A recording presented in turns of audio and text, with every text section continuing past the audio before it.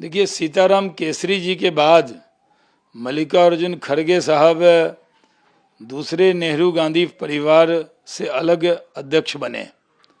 मैं तो दुआ करूंगा कि उनका हाल सीताराम केसरी जैसा न हो, बल्कि नेहरू गांधी परिवार के लोगों को भी और कांग्रेस कार्यकर्ता को भी उनको अध्यक्ष मानना चाहिए और सुप्रीम उनको मानना चाहिए।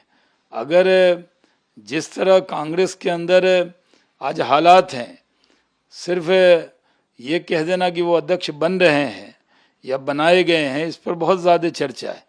तो ये उनकी पार्टी का मामला है, वो बने हैं, बहुत अच्छी बात है। लेकिन क्या वो पूरी तरह आज़ादाना तौर पे आज़ाद होकर अध्यक्ष की कुर्सी पे बैठकर निर्णय कर पाएंगे, ये एक बड़ा सवाल है। गवर्नमेंट तक कोशिश की थी कि राहुल गांधी को ही प्रेसिडेंट बनाया जाए, क्योंकि उन्होंने हाथ अपना पीछे कर लिया। तो मल्लिकार्जुन खड़गे बन चुके हैं, तो हम उनके साथ हैं और हम लड़ाई एक साथ लड़ेंगे। देखिए, ये राहुल गांधी और अशोक गहलोत जी के बीच का मामला है। वो बनना चाहते थे या नहीं बनना चाहते थे। अशोक गहलोत जी को मुख्यमंत्री से हटाने की साजिश के तौर पे उन्होंने अध्यक्ष का पद देखा था। वो मुख्यमंत्री हटाना चाहती थी कांग्रेस पार्टी उनको, और बगावत करके वो मुख्यमंत्री रह गए। और ये चर्चा आज भी है कि कांग्रेस नेतृत्व उनको चाहकर भी हटा नहीं पा रहा है।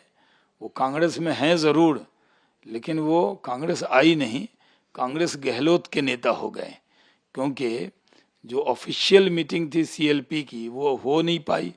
उसके बाद दूसरी मीटिंग का आदेश देने की हिम्मत कांग्रेस नेतृत्व को नहीं है। इसलिए अशोक गहलोत या तो पैचअप में लगे हैं या कांग्रेस पार्टी पैचअप में लगी हुई है। इसलिए इस तरह की बयानबाजी उनकी तरफ से हो रही है। कांग्रेस पार्टी के पास आज संसद में एक भी मुस्लिम चेहरा नहीं है। ये बहुत ही शॉकिंग बात है कि बीजेपी एक ऐसी पार्टी है जो अपने आप को नेशनलिस्ट बताती है, लेकिन एक भी संसद में मुस्लिम चेहरा क्यों नहीं? राज्यसभा में हमारे खटाना साहब अभी जम्मू कश्मीर से वो मेंबर हैं, और लोकसभा में ज़रूर इसमें 14वीं और जो इस बार 2014 में और 19 में हम कोई उम्मीदवार नहीं उसमें भेज पाए। लेकिन जो मुस्लिम समाज के लोग हैं उनको सबका साथ, सबका विकास, सबके विश्वास के रास्ते पर इस देश में वो पूरा अधिकार मिला है जो दुनिया में कहीं नहीं।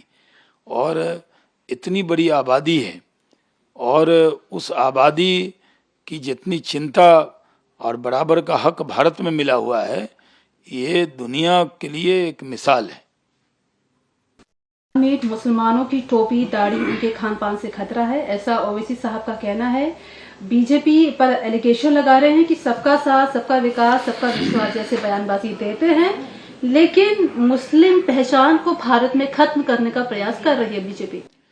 देखिए, कुल हिंद मजलिस-ए-इत्तेहादुल मुस्लिमीन के सदर असदुद्दीन ओवैसी के मुख से ये सबका साथ, सबका विकास, सबका विश्वास की बात शोभा नहीं देती है, क्योंकि उन्होंने अपनी पार्टी का नाम ही एक मज़हब के नाम पे रखा हुआ है, और वो इस तरह का पाठ न पढ़ाएं। आज इस देश में कोई टोपी और दाढ़ी को ख़तरा नहीं है, बल्कि असदुद्दीन के बयानों से ज़्यादा ख़तरा है। सुबह उठकर वो इस तरह की बयानबाजी करते हैं जिससे वो चाहते हैं कि हिंदू मुस्लिम के अंदर तनाव पैदा हो। वो जानबूझकर इस तरह की बयानबाजी करते हैं ताकि उनके ऊपर दिन भर डिबेट हो, चैनल की हेडलाइन वो बन जाएं, और ऐसी जहरीली ज़बान बोलें कि मुल्क में जहाँ भी मोहब्बत की बयार बह रही हो वो रुक जाए। हिंदुस्तान के अंदर राष्ट्रपति रहे doctor Zakir Hussain, Fakhruddin Ali Ahmed, doctor APJ Abdul Kalam, Manmohan Singh minority community से आते थे, वो 10 साल तक देश के प्रधानमंत्री रहे, और इस देश में एयर चीफ मार्शल मुस्लिम रहे, हॉकी और क्रिकेट के कैप्टन मुस्लिम रहे, और जो लोग भी वहाँ पहुँचे वो अपने टैलेंट से पहुँचे। लेकिन जानबूझकर असदुद्दीन ओवैसी को ये दिखता नहीं है, वो महबूबा मुफ्ती हों या पी चिदम्बरम हो या शशि थरूर हो या असदुद्दीन ओवैसी हो, उनको ये मालूम होना चाहिए कि पूरे दुनिया में अगर माइनॉरिटीज़ को सबसे ज़्यादा हक और हकूक़ अधिकार कहीं मिला है तो वो मेरा देश भारत है। उन्होंने कहा है कि मैं चाहता हूं कि देश की हिजाब पहनने वाली जो बच्ची है वो देश की प्रधानमंत्री बने, ये इच्छा है मेरी, तो ये इच्छा है। इस पर क्या कुछ कहेंगे इस विषय पर? देखिए, कुल हिंद मजलिस इत्तेहादुल मुस्लिमीन के सदर असदुद्दीन ओवैसी अटपटा बयान देने में माहिर हैं। ये अगर इस देश के अंदर माइनॉरिटीज़ को जितने हक मिले हुए हैं दुनिया में कहीं नहीं है। इंग्लैंड के अंदर एक माइनॉरिटी, एक भारतवंशी प्रधानमंत्री बना है तो असदुद्दीन ओवैसी को खुशी नहीं हो रही है, बल्कि उनके बनने के बाद ये जानबूझकर इस तरह की बयानबाजी कर रहे हैं जिससे भारत का माहौल ख़राब हो। आज पूरे दुनिया के लिए भारत एक आदर्श देश है जहाँ माइनॉरिटीज़ को पूरा हक मिला हुआ है, पूरे हकूक़ मिले हुए हैं, और माइनॉरिटीज़ के लोगों को जो हक भारत में मिले हैं दुनिया में माइनॉरिटीज़ के लिए नहीं है। यहाँ फ़खरुद्दीन अली अहमद, फिर जाकिर हुसैन, फिर APJ अब्दुल कलाम, उससे पहले ज्ञानी ज़ैल सिंह, फिर मनमोहन सिंह राष्ट्रपति और प्रधानमंत्री के पद पे रहे हैं। यहाँ एयर चीफ मार्शल माइनॉरिटी के रहे, कई लोग रहे, चीफ जस्टिस माइनॉरिटी के रहे। तो जिस तरह की भाषा बोली जा रही है असदुद्दीन ओवैसी की तरफ से, ये दुर्भाग्यपूर्ण है। क्या जो सर पर हिजाब न रखे, चाहे वो मुस्लिम है, क्या उसको वो मुस्लिम से खारिज कर रहे हैं? या जो भारत की अन्य लड़कियां हैं, चाहे वो इस्लाम धर्म को न फॉलो करें या हिजाब न पहने, उससे इतना बैर क्यों ओवैसी साहब को? इस तरह का बयान देकर वो क्या संदेश देना चाहते हैं? ये मुल्क लोगों के ज़रिए चुना हुआ व्यक्ति प्रधानमंत्री बनता है। जो मुल्क को प्यार करेगा, जनता उसको प्यार करती है और उसको प्रधानमंत्री बनाती है। प्रधानमंत्री बनने के लिए 272 चाहिए, और असदुद्दीन ओवैसी की पार्टी के बाद सिर्फ 2 सांसद हैं। क्या वो अपनी पार्टी में ये सब हक दे रहे हैं? किस तरह की भाषा वो बोल रहे हैं? ये बहुत दुर्भाग्यपूर्ण है। और ओवैसी साहब दिन रात इस कोशिश में रहते हैं कौन ऐसा बयान दिया जाए जिससे तनाव पैदा हो। लेकिन ये कोई मामला नहीं, हिजाब कंट्रोवर्सी जो है पहले चला और आज भी यही एक पर्टिकुलर वर्ड यूज करना कि महिला हिजाब पहनने वाली हमारी जो बिटियां हैं वो प्रधानमंत्री बने। उसके अलावा माइनॉरिटी की बात उन्होंने की, बीजेपी के लिए भी कहा कि बीजेपी एंटी माइनॉरिटीज है, मुस्लिमों के खिलाफ है। इस तरीके के जो बयान आ रहे हैं उस पर क्या कुछ कहेंगे? देखिए, असदुद्दीन ओवैसी जिस तरह की भाषा बोल रहे हैं माइनॉरिटीज़ के बारे में, हमारे प्रधानमंत्री तो कहते हैं सबका साथ, सबका विकास, सबका विश्वास। इस देश में जितनी भी पॉलिसी बनाई जाती है, कांग्रेस ने भारत के मुसलमानों को, माइनॉरिटी को गरीब बनाया, और एक गरीब का बेटा जब देश का प्रधानमंत्री बना, उन्होंने गरीबों की योजना बनाई। आज जो भी योजना बनती है वो पहले गरीब को मिलती है। तो जितनी आबादी अल्पसंख्यक समाज की है उससे ज़्यादा उनको, चाहे वो कोरोना का टीका हो या अनाज हो या आयुष्मान भारत का कार्ड हो या पक्के मकान हो, ये सब कुछ उनको मिलता है। और पूरे हिंदुस्तान में जिस माइनॉरिटीज़ जितनी सेफ है दुनिया में नहीं है। भारत के मुसलमानों के लिए, माइनॉरिटीज़ के लिए भारत से अच्छा देश, हिंदू से अच्छा दोस्त और नरेंद्र मोदी से अच्छा नेता नहीं मिल सकता, जो सबका साथ, सबका विकास, सबके विश्वास के रास्ते पर चलकर इस देश को आगे ले कर जा रहे हैं। लेकिन असदुद्दीन ओवैसी साहब को ये सब नहीं दिखता। उनको सिर्फ हिंदू और मुसलमान में झगड़ा कैसे लगाना है, तनाव कैसे पैदा करना है, और ये कहना कि भारतीय जनता पार्टी में माइनॉरिटीज़ की इज्जत नहीं है। तो आखिर भारतीय जनता पार्टी में हम लोग कैबिनेट मंत्री बने, 3 बार सांसद बने, बिहार के अंदर मंत्री बने, तो हम लोग क्या माइनॉरिटीज़ से बाहर मानते हैं क्या? वो नकवी साहब बने, अभी खटाना जी राज्यसभा के मेंबर केंद्र में बने हैं। ये सब चीज़ें उनको नहीं दिख रही हैं। उनको सिर्फ हक तो चाहिए।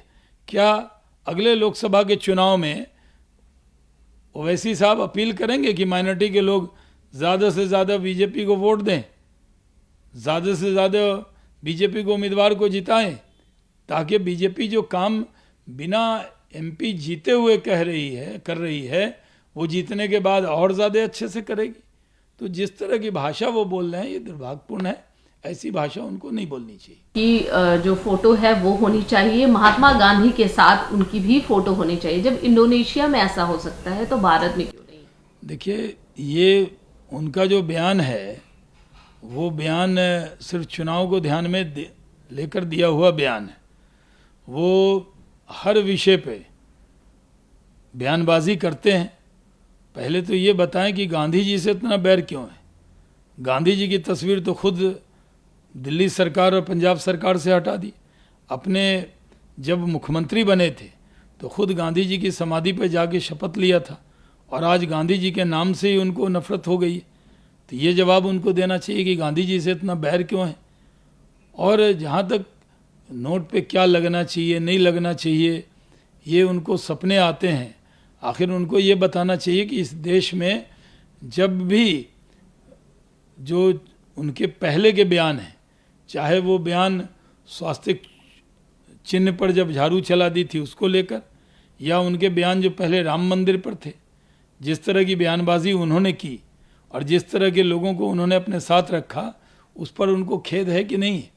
वो जानबूझकर सिर्फ चुनावी जो राजनीति है उसको ध्यान में रखकर इस तरह की बयानबाजी कर रहे हैं। लेकिन वो ये कह रहे हैं कि ऑलमाइटी से हमें प्रभु से आशीर्वाद मिलेगा ऐसा करने। मल्लिकार्जुन खड़गे की अगर बात करें, वो कांग्रेस की कमान संभाल रहे हैं, पहली बार ऐसा हो रहा है, किस तरीके से देखते हैं, क्या कुछ कहना चाहेंगे इस विषय पर? देखिए, मल्लिकार्जुन खड़गे साहब को मुबारकबाद देता हूँ अध्यक्ष बनने पे, और ये भी दुआ करता हूँ कि उनका हश्र सीताराम केसरी जी जैसा न हो। जो सीताराम केसरी जी का हुआ था, कैसे उनको धक्के मार के कांग्रेस ऑफिस से निकाल दिया गया था। और खड़गे साहब जो ये कह रहे हैं कि संविधान खतरे में है, खड़गे साहब संविधान खतरे में नहीं है, कांग्रेस खतरे में। क्योंकि अभी आप गुजरात हारेंगे, हिमाचल हारेंगे, और जो 2 जगह सरकार है इनकी, छत्तीसगढ़ और राजस्थान, यहाँ भी कांग्रेस मुक्त भारत हो जाएगा। उन दोनों जगह भी कांग्रेस हारने वाली है। तो ये साफ है कि जो हार का ठीकरा है उनके कंधे पर डालने के लिए उनको अध्यक्ष बनाया गया है। लेकिन हम उम्मीद करेंगे वो इंडिपेंडेंट होकर काम करें। लेकिन कांग्रेसी कह रहे हैं कि जो कुछ कहेंगे राहुल जी, सोनिया जी, वही कांग्रेस में चलेगा। ये हम लोग तो नहीं कह रहे। वहाँ तो कहते हैं न खाता न बही, जो नेहरू गांधी फैमिली कहे वही सही। लेकिन अशोक गहलोत साहब का जो बयान आया, उन्होंने शुभकामनाएं तो दी खड़गे जी को, लेकिन लास्ट टाइम तक हम प्रयास करते रहे कि राहुल गांधी जी जो हैं वो प्रेसिडेंट बने, और वही एकमात्र हैं जो कि चुनौती दे सकते हैं प्राइम मिनिस्टर मोदी को। नहीं, ये सही है कि अशोक गहलोत साहब तक लास्ट टाइम तक कोशिश करते रहे कि वो अध्यक्ष और मुख्यमंत्री दोनों बन जाएं। लेकिन उनकी कोशिश लास्ट टाइम में नाकाम हो गई, और उन्होंने देखा कि वो अध्यक्ष खुद रह सकते हैं अपने दम पर, और कांग्रेस ने उनको अध्यक्ष नहीं बनाया। तो शायद उनके मन में होगा कि काश ये दोनों पद मुझे मिल जाता, इसलिए इस तरह का बयान दे रहे हूँ। आज तो कई बार यही लगता है कि राजस्थान में कांग्रेस आई है या कांग्रेस गहलोत है, क्योंकि सारे विधायक तो गहलोत जी के कहने में। जब कांग्रेस का यहाँ से प्रतिनिधिमंडल गया था सीएलपी की मीटिंग के लिए, तो 5 कांग्रेसी विधायक के अलावा कोई नहीं आया। उसके बाद कोई बैठक हुई नहीं। यानी कांग्रेस आई में 5 विधायक हैं और बाकी सारे कांग्रेस गहलोत में हैं, और गहलोत साहब कांग्रेस अध्यक्ष भी बनना चाहते थे। तो इसलिए वो शुभकामना लगता है मन से नहीं दे रहे हैं खड़गे जी को। उनके मन में कोई बात की टीस रही होगी, किसी को भी होगी, क्योंकि उनका भी अध्यक्ष बनना तय माना जा रहा था। तो कम से कम उन्होंने देखा कि मुख्यमंत्री का पद लेने की साजिश के तहत तो नहीं अध्यक्ष बनाया जा रहा है, तो वो मुख्यमंत्री रह गए।